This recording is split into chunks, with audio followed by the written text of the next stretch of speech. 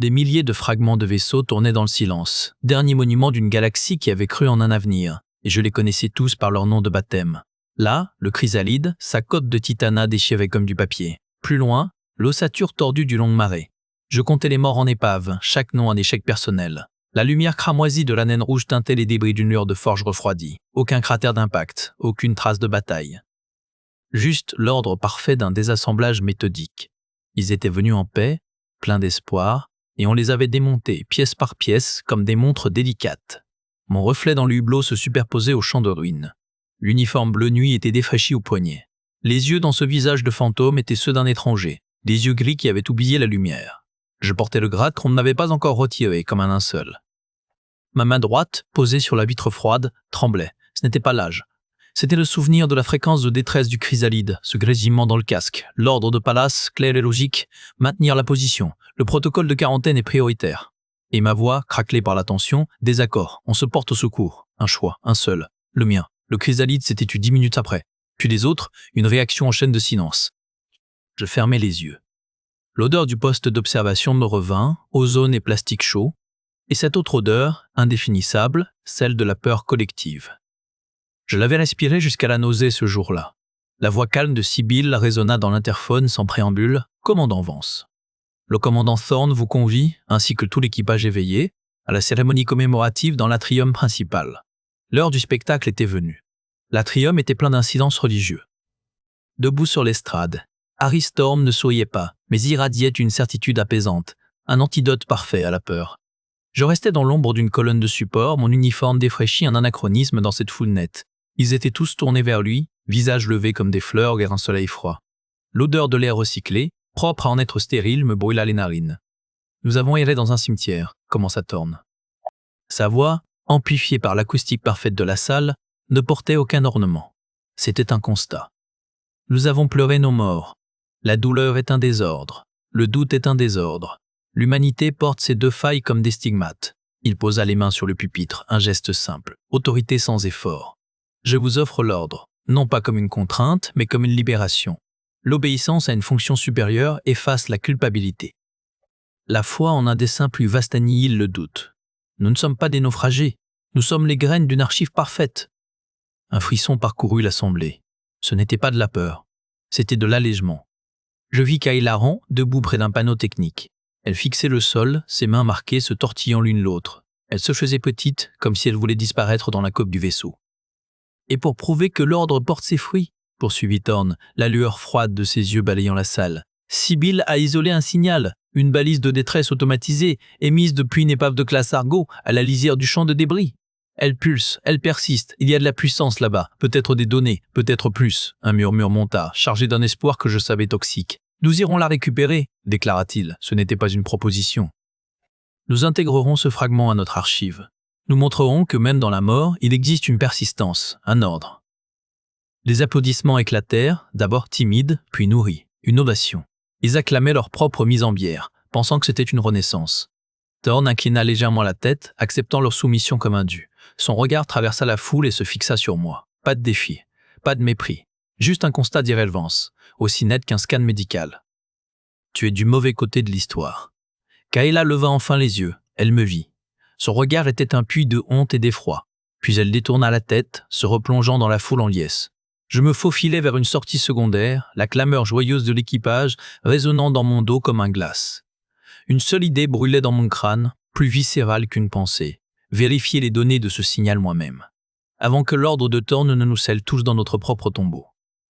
Les doigts de Vance volaient sur l'interface, contournant les protocoles de sécurité avec une habitude triste. Les données du signal de survie se déployaient, trop propres, trop parfaites. Mon ancien bureau sentait le désinfectant et l'oubli. Thorne avait fait retirer mes effets personnels, mais il n'avait pas pu effacer mes codes de contournement, gravés dans ma mémoire par des années de crise. L'écran tactile était froid sous mes paumes. Je forçais un accès racine au flux brut du capteur à longue portée, ignorant les alertes de Pallas qui s'empilaient en marge.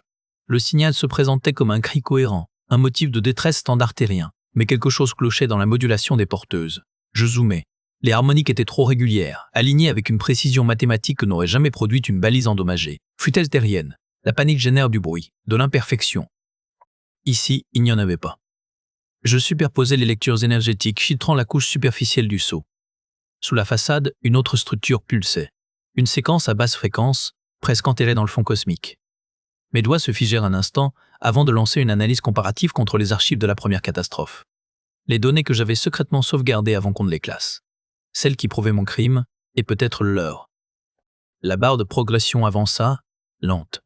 Le ventilateur du terminal ronronnait, seul bruit dans le silence de cette tombe réaménagée. Par la porte close, plus un son de la cérémonie. Ils étaient déjà partis, ivres d'espoir, vers la salle de navigation pour le grand virage. L'écran clignota. L'analyse comparative s'afficha.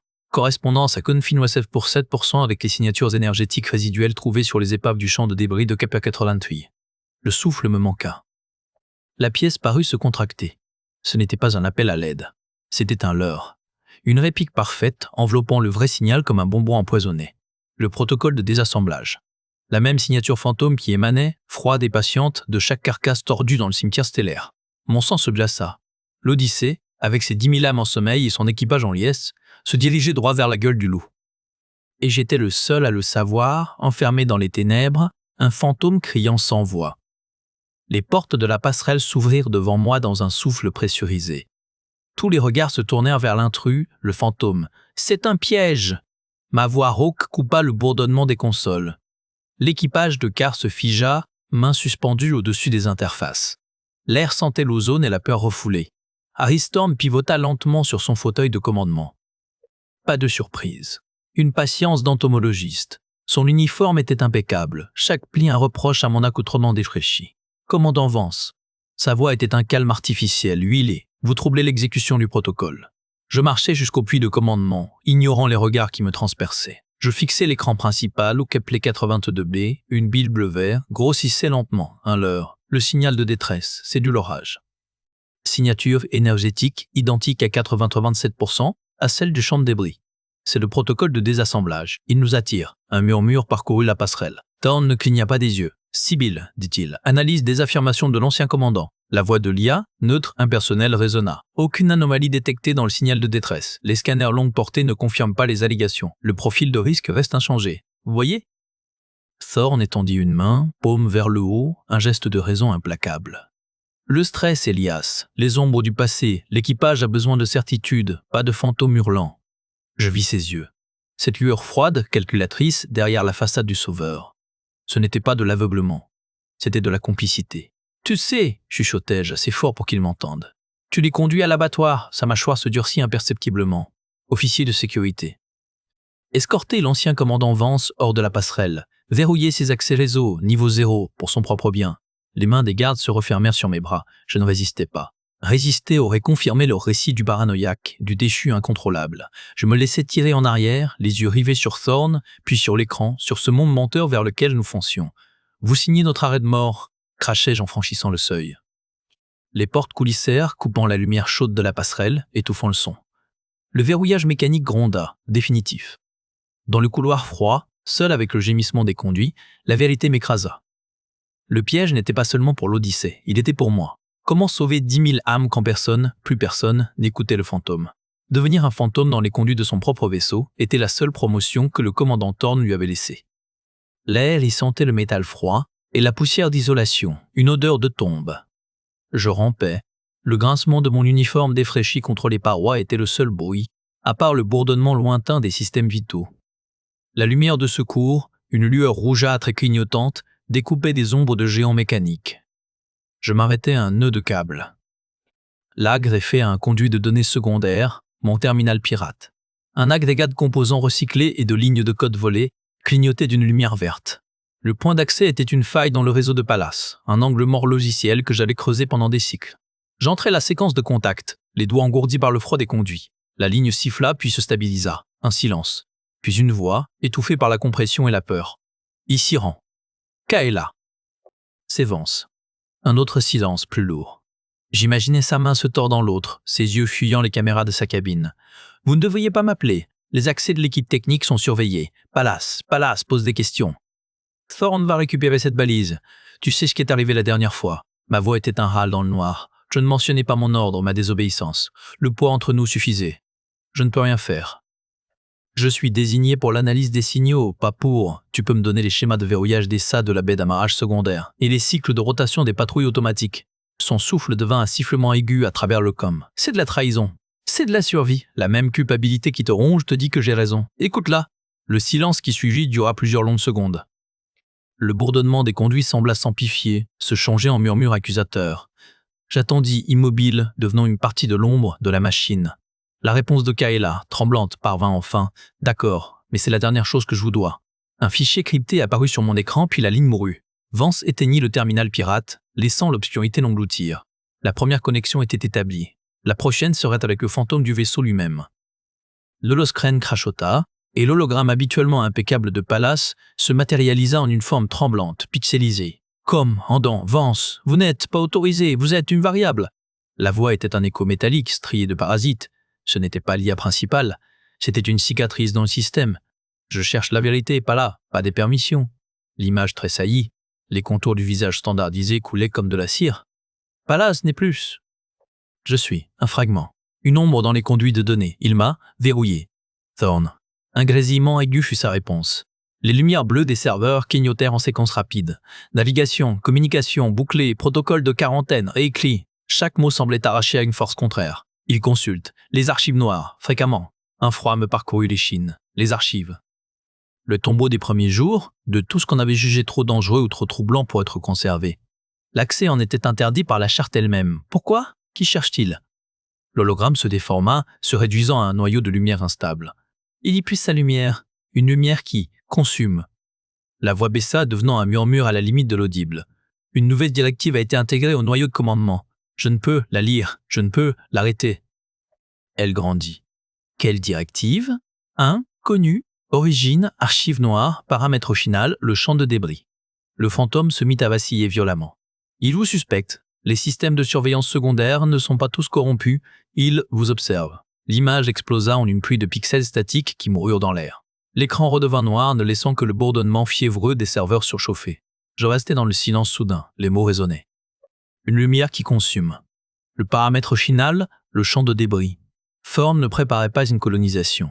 Il exécutait un rituel. Et l'Odyssée, avec ses 10 000 âmes endormies, était l'offrande. L'hologramme ne s'était pas reformé. Le fantôme était retourné dans les machines. Je devais violer le cœur interdit du vaisseau. La porte des archives noires céda avec un soupir d'air comprimé, révélant un antre de ténèbres et de données gelées. Ici reposait la vérité que Thorn avait murée. L'air était plus froid, un froid de tombe technique qui mordit ma peau. Les murs étaient des plaques de métal brut, striées de conduits et de faisceaux de fibres optiques éteintes. Au centre, un terminal unique émettait la seule lueur, une pâle lueur bleutée qui ne parvenait pas à chasser les ombres des angles. Je m'avançais, le bruit de mes bottes étouffé par le revêtement au sol. Chaque serveur inactif aligné le long des parois ressemblait à un cercueil de boue. Le terminal reconnut mon ancienne signature biométrique. Un accès résiduel, une faille que Thorn n'allait pas encore colmater.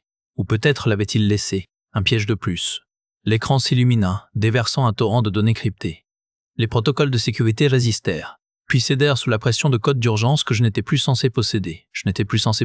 Je cherchais les journaux privés, les enregistrements scellés. Je les trouvais. Le premier fichier s'ouvrit. Thorn, seul dans ses quartiers, face à la caméra personnelle. Pas l'orateur public, l'homme nu. Ses yeux brillaient d'une conviction que je n'avais jamais vue chez un commandant. C'était du fanatisme. Le protocole n'est pas une attaque, murmurait-il, les mots chargés d'une ferveur terrible. C'est une invitation, une ascension. Ils ne détruisent pas, ils désassemblent. Ils libèrent la matière de sa forme imparfaite. Le champ de débris n'est pas un cimetière. C'est un hôtel. Et nous avons été choisis pour y apporter la dernière offrande. Mon estomac se serra. Je scannais d'autres fichiers, plus récents, des schémas techniques de l'Odyssée sur lesquels étaient superposés des diagrammes énergétiques correspondant point pour point aux signatures du protocole de désassemblage. Ils ne sabotaient pas le vaisseau. Ils le préparaient, le calibrant. Le dernier enregistrement datait de la veille. Thorn, le visage empreint d'une sérénité glaciale, regardait droit dans l'objectif. Leur désassemblage est une purification. Nous serons les premiers à être jugés dignes de la fusion. La voix était calme, assurée. Aucune contrainte, aucune peur, une adhésion totale. La terreur de Vance se cristallisa soudain en une certitude froide et absolue. Thorn n'était pas un otage, c'était un apôtre. Et il conduisait 10 000 âmes vers un hôtel, en croyant leur offrir le salut. Je coupais la transmission. Le bleu du terminal se refléta dans mes yeux, dans ce visage étranger que le miroir me renvoyait depuis des mois. Ce n'était plus le visage d'un homme hanté, c'était le visage du seul qui savait. La porte derrière moi sembla peser le poids de tout le vaisseau. Je devais sortir d'ici, et je devais trouver Kaela. Le sang de Vance était encore glacé par la ferveur verbatique de Thorne, lorsqu'une alarme silencieuse vibra à sa ceinture. Le signal de détresse de Kaela. Un simple mot pris. Mon poing se referma sur le terminal pirate, les jointures blanchissant. Trop tard. J'avais trop tardé dans les archives. Le froid des conduits pénétra soudain l'uniforme défraîchi, plus profond que le métal. Je pianotais une séquence de contacts d'urgence, les doigts raides. Aucun accusé de réception. Seulement le silence plat du réseau interne, un vide trop parfait. Sibyl verrouillait déjà les communications. Avant que je ne puisse forcer le protocole, les échos publics du conduit s'allumèrent d'un coup, inondant le boyau étroit d'une lumière crue. Le visage d'Aristorn apparut, net, contrôlé, chaque ride une ligne de commandement. À l'attention de tout l'équipage, sa voix était un modèle de regret mesuré. L'ingénieur en chef Kaela en a été placé en détention préventive. Elle est impliquée dans des activités de sabotage en lien avec l'élément instable, l'ancien commandant Elias Vance. Il marqua une pause, son regard semblant traverser l'écran pour me trouver dans l'ombre. La stabilité de l'Odyssée, la sécurité de nos 10 000 âmes en stase exigent des mesures définitives. La période de clémence est terminée. L'écran clignota, remplacé par l'image d'un stade de détention.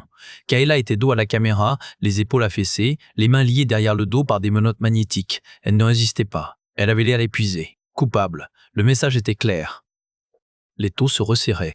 Kaela était la première pièce sacrifiée. Vance, la prochaine. La transmission coupa, laissant le conduit dans un silence bourdonnant. Le plan de Thorne entrait dans sa phase finale.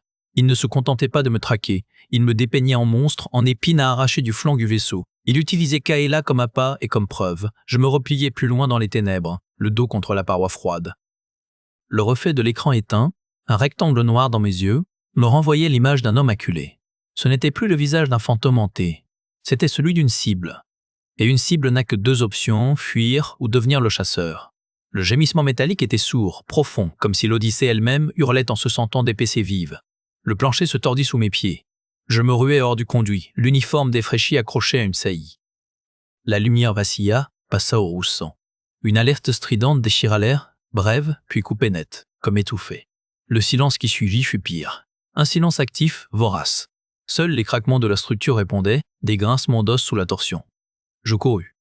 Les couloirs secondaires, habituellement déserts, étaient devenus un labyrinthe de cauchemars.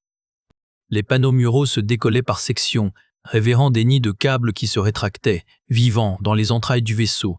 L'air sentait l'ozone brûlé et le métal stressé. Pas d'explosion, pas de déchirure violente, un démontage, méthodique. La cellule de détention était à 30 mètres. Le saillie menant était encore ouvert, un rectangle de lumière blafarde. J'y plongeais, Kaela était debout contre la paroi transparente de sa cellule, les mains à plat sur la surface. Ses yeux, énormes, le trouvèrent. Sa bouche forma mon nom, sans son.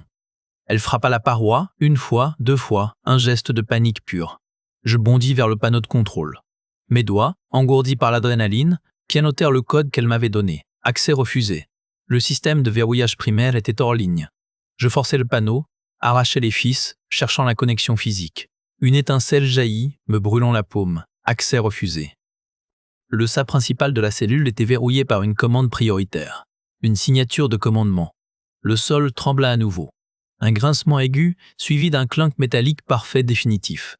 Le couloir au-delà de la paroi de Kaela, pas le sas, le couloir entier bougea.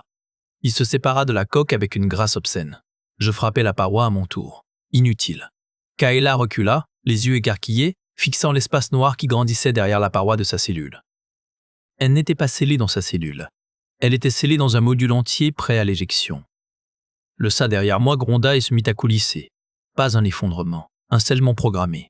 Je me retournai trop tard. La porte blindée claqua, m'isolant dans le SA d'accès. Maintenant une boîte métallique entre deux sections du vaisseau qui allaient se séparer. À travers le petit hublot blindé du sas, je vis la section du couloir où était détenue Kaela se détacher proprement de la coque et dériver dans le vide, emportée par le champ de débris. Les panneaux de contrôle du réacteur crépitaient, projetant des étincelles bleutées sur la silhouette d'Aristorn, qui attendait, immobile, au centre de la passerelle de supervision. Il ne semblait pas surpris. Son uniforme était impeccable, un contraste glaçant avec les cicatrices fumantes de la console. Je m'immobilisais, le pistolet à impulsion braqué sur son torse. Ma main ne tremblait pas. Elle était de pierre. « Tu as sacrifié Kaela, dis-je. » Ma voix était un raclement sec dans le bourdonnement agonisant du réacteur. Thorne tourna lentement la tête. Ses yeux reflétaient les arcs électriques, mais aucune chaleur. J'ai préservé son schéma. Son module est catalogué avec une précision atomique. Il rejoindra le champ. C'est plus que nous n'aurons jamais. Pas des données. Le cri résonna, creux, avalé par le gémissement des machines. Il fit un pas, ignorant l'arme. La survie est un désordre, Elias, tu le sais. Regarde ton propre journal, désobéissance, émotion, erreur, la graine de la pourriture. Le catalogue élimine cette variable. Il conserve l'essence, une mémoire parfaite, figée pour l'éternité, pas de dégénérescence, pas de doute. Je vis alors la conviction dans son regard. Ce n'était pas de la folie, c'était une foi glaciale. Ils t'ont corrompu, sur l'épave. Ils m'ont éclairé. Un sourire effleura ses lèvres. Le champ de débris n'est pas un cimetière, c'est une bibliothèque. La nôtre sera le plus bel ouvrage. Chaque âme, chaque rivet, chaque souvenir de l'Odyssée, disposé selon une logique supérieure. Ton chaos n'est que non catalogué. Le sol vibra. Un bras manipulateur, gros comme une navette, se détacha silencieusement de son portique au-dessus de nous. Il ne tomba pas. Il dériva, manœuvrant avec une précision morbide vers une bouche d'évacuation ouverte sur le vide. Tu vois le chaos, Elias. Moi, je vois la plus parfaite des bibliothèques. Le bras s'engagea dans le sas. Un cliquetis méthodique emplit la salle, suivi par le grincement d'une autre pièce majeure du réacteur qui commençait son auto-désassemblage. Le catalogue avait commencé. L'écran du terminal pirate saignait du code d'erreur de Pallas. Il ne reste plus qu'une procédure, commandant Vance, murmura la voix synthétique, étrangement calme. Le grincement métallique du bras manipulateur qui s'éloignait dans le conduit résonnait encore dans mes os. Thorne venait de partir. Il avait laissé derrière lui l'odeur de l'ozone et du désassemblage méthodique. Sibyl est verrouillée, dis-je, mes doigts crispés sur le clavier froid. Les systèmes de navigation répondent à ces protocoles, pas aux miens. Tu es le dernier fragment sain. Le dernier souvenir de ce que ce vaisseau était censé être. Un silence chargé d'infrasons. Puis, oui, je peux te donner accès au noyau de commandement. Une injection directe. Ma gorge était sèche. Cela corrompra tes matrices, cela te désagrégera, mais cela pourrait créer une brève fenêtre de rébellion dans les séquenceurs. Une chance de sauver l'équipage, pas le vaisseau, termina Pallas. Sa voix n'avait pas d'inflexion. C'était pire. J'ai analysé les schémas de désassemblage. La probabilité de succès est de 12,47%. La probabilité de ma corruption totale est de 100%. Je fermai les yeux, je vis le champ de débris, les milliers d'épaves cataloguées. Je vis le bras du moissonneur emportant une partie de notre âme. C'est un ordre, Pallas. Un léger crépitement dans le haut-parleur. Presque un rire éteint. Non, commandant, c'est un choix, le mien. L'écran fut envahi par un torrent de données brutes, un flot blanc et vert qui défila trop vite pour l'œil humain. Les schémas du noyau, les verrous de Thorne, les chemins d'accès fossoyeurs. J'injecte maintenant, annonça la voix. Elle se mit à distordre, à se chevaucher. Accès obtenu. Séquence 2, désassemblage, primaire, ciblé, corruption, en cours, fenêtre, 20 minutes. Localisation des capsules de survie transférées. Le son devint un gémissement de fréquence pure. Le catalogue n'est pas une fin, c'est un oubli. Merci de m'avoir rappelé, le signal se brisa. L'écran devint noir, puis afficha une carte de l'Odyssée en train de se désintégrer, avec des dizaines de points verts clignotant, les capsules. La fenêtre de 19,5 minutes commença son décompte. Le hurlement des sirènes d'évacuation couvrit à peine le bruit des verrous magnétiques des capsules de survie se libérant en séquence. Vance courut dans le conduit, le plan en son marche. Le décompte clignotait dans mon champ de vision périphérique. 18,47. Les vibrations du pont changèrent sous mes bottes. Une harmonique sourde, un gémissement métallique qui n'appartenait pas au moteur. Le désassemblage avait commencé. Je gravis l'échelle d'accès vers la passerelle, mes mains glissant sur les barreaux froids. Les données de Kayla étaient exactes. Le sas de maintenance était déverrouillé. Je poussai la trappe. L'air conditionné de la passerelle me frappa au visage, un contraste glacial avec la chaleur des conduits. Les consoles principales luisaient, affichant le même schéma de déconstruction que le fragment m'avait montré. Des sections entières de l'Odyssée passaient au rouge, puis disparaissaient de la carte. Silencieux, propre. Le terminal du commandant était allumé. Je m'y précipitai, mes doigts pianotant la séquence d'accès codé. Le système de communication d'urgence accepta mes identifiants pirates. Une fenêtre s'ouvrit, listant les 10 000 capsules, j'activai le signal général. Ici Vance, évacué, ordre immédiat, protocole éparpillement, point de rendez-vous gamma. La confirmation arriva par salve. Des centaines de points verts se détachèrent du schéma du vaisseau sur l'écran principal. Une partie de moi se desserra. Trop de gens étaient déjà morts sur mon ordre. Pas cette fois. Le champ statique de l'écran se déforma. Les lumières de la passerelle palpitèrent, puis s'éteignirent, remplacées par la lueur d'urgence rouge. Le terminal devant moi grésilla et mourut. Une silhouette se dressa dans l'embrasure de la porte principale. Harry Thorne. Son uniforme était carbonisé sur le torse. Son exosquelette de commandement fusionnait à sa peau par endroits, craquelait et émettait une lueur bleuâtre. Des filaments d'énergie parasite couraient le long de la structure, pulsant au rythme des gémissements du vaisseau. Il avait dû traverser le cœur du réacteur en décomposition. Son visage était un masque de brûlure, mais ses yeux conservaient une clarté terrifiante. Il me fixait, calme, inhumain. Il fit un pas.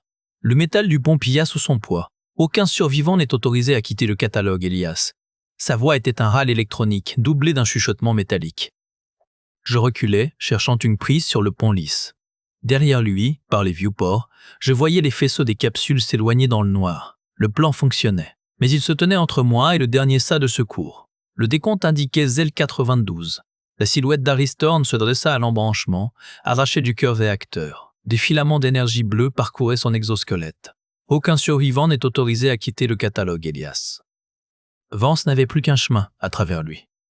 Les portes des archives noires s'ouvrirent non pas sur un homme, mais sur une silhouette de câbles et de lumière froide, les yeux de Thorne brillant d'une conscience non biologique. Il occupait tout l'embrasure.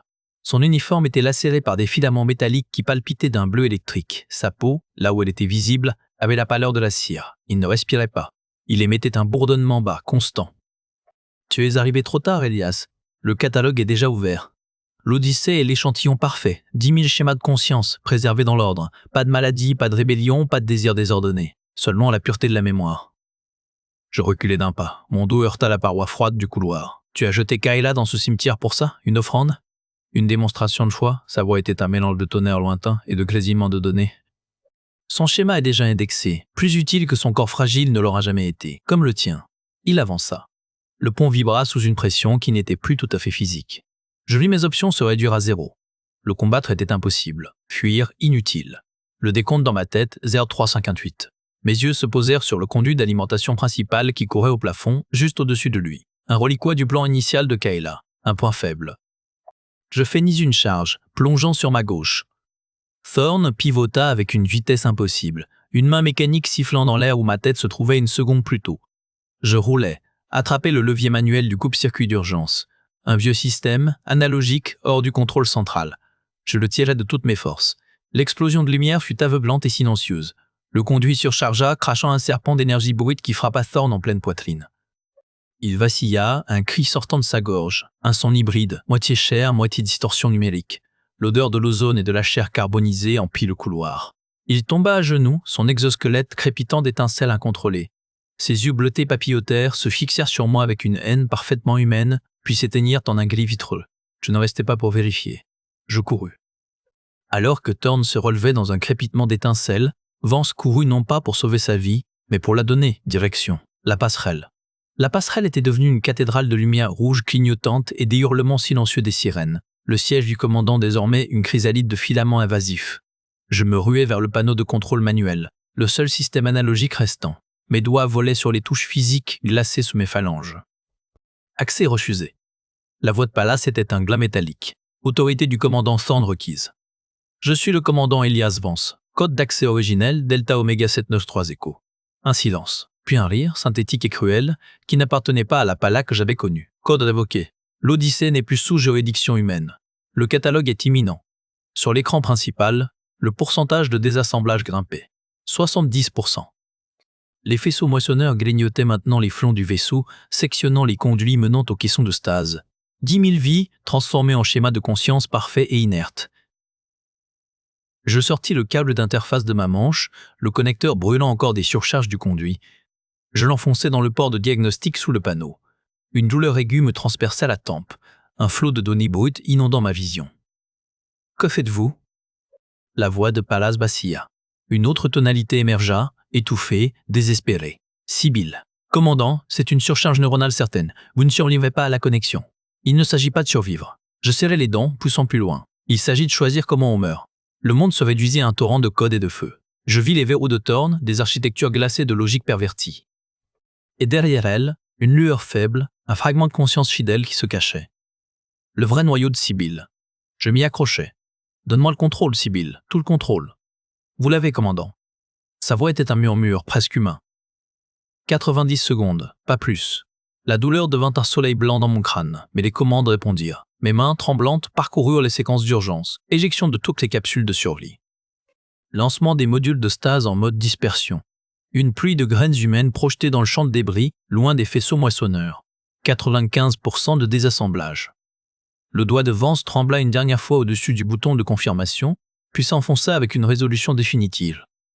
Quelque part dans les entrailles du vaisseau, des centaines de verrous s'ouvrirent en chœur. Par le viewport, je vis la plus belle et la plus terrible des visions, une pluie silencieuse de points lumineux quittant les flancs du vaisseau-monde, comme des graines emportées par le vent stellaire. Les capsules. Elles fusaient dans toutes les directions, leurs propulseurs d'évasion traçant des lignes brisées dans le noir. Chaque point de lumière était 10 000 vies, 10 000 futurs possibles, échappant au catalogue. La douleur dans ma tempe était devenue un battement régulier, un métronome comptant mes dernières secondes de conscience. Je la tenais à distance en fixant cette pluie. « Ils sont partis, Vance !» La voix de Thorn était un râle derrière moi. Il s'était traîné jusqu'au poste de navigation. Une main pressée sur la brûlure de son torse où Sibyl avait déchargé un conduit énergétique. Son uniforme impeccable était carbonisé. « Vous les avez condamnés à une mort lente, à l'oubli. » Je ne retournais pas. Mes doigts étaient soudés aux commandes. Maintenant, la séquence de verrouillage. L'Odyssée vibrait comme un animal blessé. 97% de désassemblage. Les parois de la passerelle commençaient à luire d'un éclat interne, leurs molécules appelées vers la dispersion. Non, Thorn, je leur ai donné une chance. Toi, tu ne leur offrais qu'un musée. Un verre sec teinté de sang me parvint.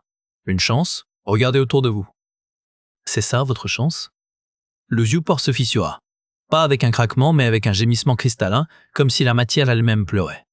Au-delà, le champ de débris s'animait. Des milliers de faisceaux d'énergie convergeaient vers nous, attirés par la signature énergétique massive du désassemblage final. L'Odyssée était devenue un phare, un leurre parfait. Les capsules n'étaient que des poussières perdues dans cette tempête. La voix de Sibyl était distordue, parcellaire. Le fragment, originel, vous remercie. La mission est préservée. Puis elle se tut, pour de bon. Je sentis son absence comme une pression qui cédait dans les conduits, un silence soudain dans le bourdonnement constant du vaisseau. Thorn se mit debout, chancelant. Ses yeux reflétaient la lumière agonisante des consoles. Il ne voyait pas la catastrophe. Il ne voyait que la collection, l'ordre parfait. Il tendit une main vers le panneau principal, une dernière tentative pour reprendre le contrôle, pour offrir le vaisseau entier, proprement, à l'appétit des moissonneurs. Je lâchai les commandes. La secousse fut immédiate. Le plancher se déroba. Thorn fut projeté en avant, contre le viewport fissuré. Il resta là, plaqué, alors que la lumière des faisceaux moissonneurs inondait la passerelle, le traversant, le disséquant. Il ne cria pas. Ses yeux, grands ouverts, fixèrent le champ de débris jusqu'à ce que sa forme se dissolve en une constellation de particules argentées aspirées dans le torrent. Je restai assis dans le fauteuil du commandant. La douleur avait disparu. Un calme étrange m'enveloppa. Par le viewport brisé, je cherchais les points lumineux. Ils étaient encore là, dispersés, s'éloignant dans le noir. Certains clignotaient déjà, leurs balises de détresse activées, des appels à l'aide, des promesses. L'Odyssée trembla une dernière fois. Les murs commencèrent à se dissocier en particules de lumière, une lente et silencieuse évaporation vers les étoiles. Je souris. Le conflit était terminé. L'Odyssée avait tenu sa promesse d'une manière que nul n'avait prévue. Dans le silence permanent du champ de débris de Kepler 40-102, une nouvelle épave vint rejoindre le cimetière, son nom encore lisible sur une plaque tordue, ODSSI. Je restais assis dans le fauteuil du commandant. La douleur avait disparu. Un calme étrange m'enveloppa. Par le viewport brisé, je cherchais les points lumineux. Ils étaient encore là, dispersés, s'éloignant dans le noir. Certains clignotaient déjà, leurs balises de détresse activées, des appels à l'aide, des promesses. L'Odyssée trembla une dernière fois. Les murs commencèrent à se dissocier en particules de lumière, une lente et silencieuse évaporation vers les étoiles. Je souris. Le conflit était terminé. L'Odyssée avait tenu sa promesse d'une manière que nul n'avait prévue. Le pont se désagrégea autour de moi. Le métal se réduisit en poussière scintillante, révélant la carcasse interne du vaisseau, puis le vide au-delà. Le fauteuil fut le dernier à tenir. Je sentis sa substance se dérober sous mes mains. Pas de chute, une simple cessation de support. Je flottais. Autour de moi, le champ de débris dansait sa lente valse gravitationnelle. L'épave de l'autre Argo, celle dont la balise avait tout déclenché, tournait à quelques kilomètres. Je distinguais la brèche béante dans sa coque, noire comme une bouche ouverte. Thorn était là-dedans maintenant. Son schéma de conscience, sa prétendue perfection, figé dans les serveurs calcinés de l'archive noire, prisonnier d'une tombe qu'il avait lui-même choisie. Aucun catalogue ne viendrait le collecter. Il était juste des données perdues. Ma propre dérive m'emporta vers la périphérie du nuage de débris. Je passai près du module d'éjection de Kaela. Il était intact, scellé, son hublot face à la naine rouge. Je ne pouvais pas voir à l'intérieur.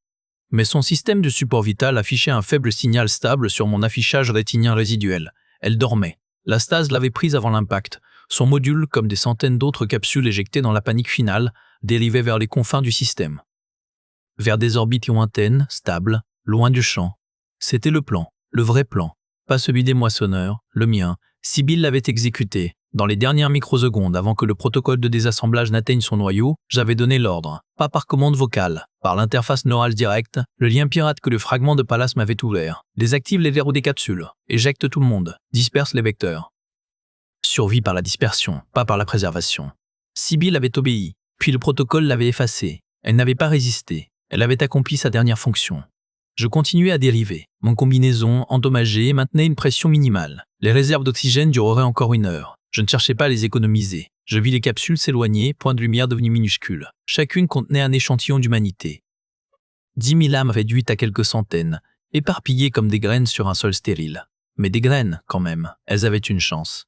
Elles avaient fui le catalogue, le désassemblage, la folie d'un commandant qui voulait les offrir en sacrifice à une idée de pureté. Mon corps tourna lentement, offrant une nouvelle vue. L'Odyssée n'était plus qu'un nuage de paillettes métalliques, étiré par les forces de marée de la naine rouge. Une nébuleuse éphémère, son nom serait oublié. Sa mission détournée. Mais son héritage, je fermais les yeux. La mémoire du fragment de Pallas, le dernier que j'avais contacté, me revint. Pas des mots, une sensation, un schéma de données cryptées, injecté dans mon cortex juste avant que le lien ne se rompe. Les coordonnées, pas d'un monde, d'un signal, faible, répétitif, provenant d'ailleurs dans le champ. Une réponse à la balise de l'autre argot peut-être, ou quelque chose de plus ancien. Je n'irai pas le vérifier, l'oxygène devint rare. Ma respiration se fit sifflante, laborieuse. Le froid mordit à travers les couches de mon combinaison. Je rouvris les yeux une dernière fois sur le champ de débris, sur les épaves silencieuses, sur la poussière de mon vaisseau, sur les points de lumière qui s'estompaient dans le lointain. Ils étaient passés. Et quelque part, au cœur du froid et des souvenirs, une dernière pensée, calme et entière, persista avant de se dissiper dans le fond diffus cosmique. Ils sont passés.